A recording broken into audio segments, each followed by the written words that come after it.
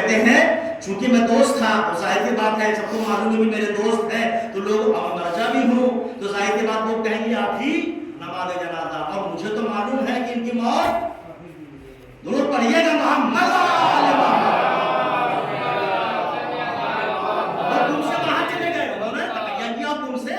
باہر چلے گئے کیونکہ واجب کفائی ہے، کوئی ایک آدمی انجام دے گا تو بہرحال بس عزیزان محترم کہنے کا مطلب یہ ہے کہ اگر دنیا میں والدین ہیں تب تو بہت بڑی اچھی بات ہے، پروردگار عالم ہر والدین کو اللہ عمر خیز عمر بابرکت عنایت فرمائے اور جو گزر گئے ہیں ان کی مغفرت فرما کے جوار معصومین میں اعلیٰ علین انہیں عطا فرمائے۔ عزیزان محترم یہ بہت بڑی نعمت ہے پروردگار عالم۔ اب میں تھوڑا سا بس جو حالات حاضرہ وہاں پر آ جاؤں، ایک آیت کی تلاوت کروں گا، کچھ باتیں عرض کرنا چاہتا ہوں انشاءاللہ اگر باتیں پہنچی۔ دیکھیں ایک چیز ہوتی یہ ہے، کسی کو میں ممبر کی قسم کھا کے کہتا ہوں، میں مجلس سب مجلس ہوتی ہے اچھی بری نہیں، سب مجلس اچھی ہوتی ہے، اس میں کوئی نہیں، یہ اپنا اپنا ہے کہ وہ چل گئی تو اڑ گئی، ایسا کچھ بھی نہیں ہے۔ تو دیکھیں مجلس جو علماء نے کہا ہے، سنیے، کسے کامیاب کہا جائے، زیادہ کامیاب کہا جائے، ایک بار مجلس ہو اور آپ ماشاءاللہ مولانا صاحب نے خطاب کیا، عالم نے خطاب کیا، آپ نے داد سے نوازا، آپ نے تعریفیں کی، بہت ساری ہوتی ماشاءاللہ اور ہونی بھی چاہیے، جو ہے حوصلہ ملتا ہے، تھوڑا سا قوت ملتی ہے، اور یہ ممبر کی دین ہوتی ہے کہ جب آپ کی طرف سے جذبہ ہوتا ہے تو پروردگار عطا بھی کرتا ہے، کچھ باتیں جو سوچ کے نہیں آتا ہے آدمی یہاں سے عطا ہو جاتا ہے۔ تو لیکن ایک بات یہ ہے کہ بعض دفعہ ہم نے مجلس سنی اور جو کچھ لیا تھا وہی چھوڑ دیا، توجہ بتا لیجیے، جو کچھ لیا تھا جو کچھ لیا تھا وہی چھوڑ دیا۔ اب ایک بار یہ ہے کہ مجلس آپ نے سنا اور آپ نے لی، اور آپ جب کھانے پر بیٹھے تو یہاں پر تو وہ ماحول نہیں ہے، ایران وغیرہ میں باقاعدہ فیملی کے ساتھ بال بچے اپنا بیٹھ کے کھانا کھاتے ہیں، یہاں پہ بھی ہوتا ہوگا بات میں سارے۔ اب اگر مجلس کی بات نکل جائے، مجلس کے ٹاپک نکل آئے کہ مولانا صاحب نے کیا پڑھا، تو میرے خیال سے زیادہ مؤثر ہے کہ لوگوں نے اس بات کو سنا۔ تو قرآن مجید میں ارشاد پروردگار ہے، دل پڑھیے گا محمد علی محمد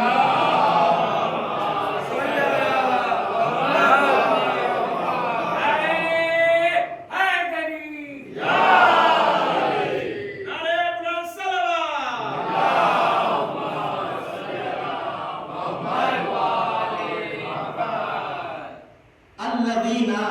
يبلغون رسالات الله ولا يخشون لا يخشون احدا الا الله۔ پروردگار عالم نے کچھ لوگوں کو اپنی رسالت کا کام دیا، تبلیغ کا کام دیا، اور وہ ایسے لوگ ہیں کہ جب یہ تبلیغ کا کام کرتے ہیں تو بالکل ڈرتے نہیں ہیں کسی سے، الا اللہ، سوائے پروردگار کے، وَكَفَى بِاللَّهِ حَسِيبًا، اور حساب کے لیے تو اللہ کافی ہے۔ عزیزان محترم یہ حساب کتاب ہونا ہے، حاسبو قبل ان تحاسب، اپنا محاسبہ پہلے کر لو اس کے کہ دوسرے تمہارا محاسبہ کرے، یہ تو پہلے انسان کو کرنا چاہیے۔ تو کچھ لوگ ایسے ہیں کہ جن کے کاندھوں پر تبلیغ کی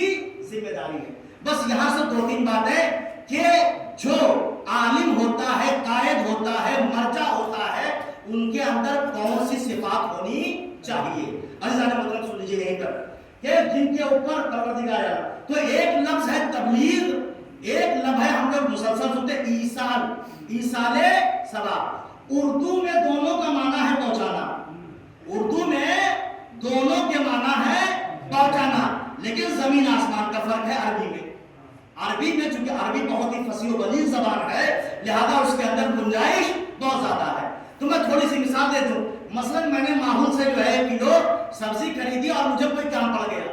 اور وہیں میں نے دیکھا مثلا مہکش بھائی آ رہے ہیں، میں نے کہا کہ مہکش بھائی یہ سبزی میرے گھر پہنچا دیجئے، توجہ بتا دوں، تو یہ ہو گیا ایصال،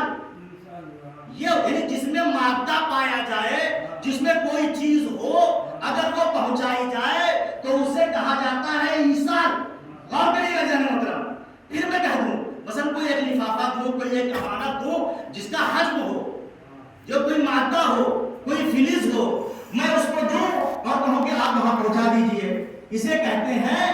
ایصال۔ لیکن اگر کوئی بات کسی کی فکر میں اتاری جائے، توجہ بتا رہی ہوں، اس کے دل تک پہنچائی جائے، کوئی پیغام ہو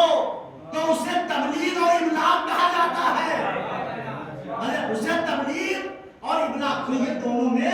جو ہے بہت فرق ہے۔ تو جو لوگ اللہ کے نمائندے ہیں، دیکھیے وہ تو جو معصوم ہیں وہ معصوم ہیں، نائب امام کی بات ہو رہی ہے یہاں کے اوپر کہ ان کے اندر کون کون سے صفات ہوتے ہیں۔ سب سے پہلی جو صفت ہے وہ شجاعت، سب سے پہلی جو صفت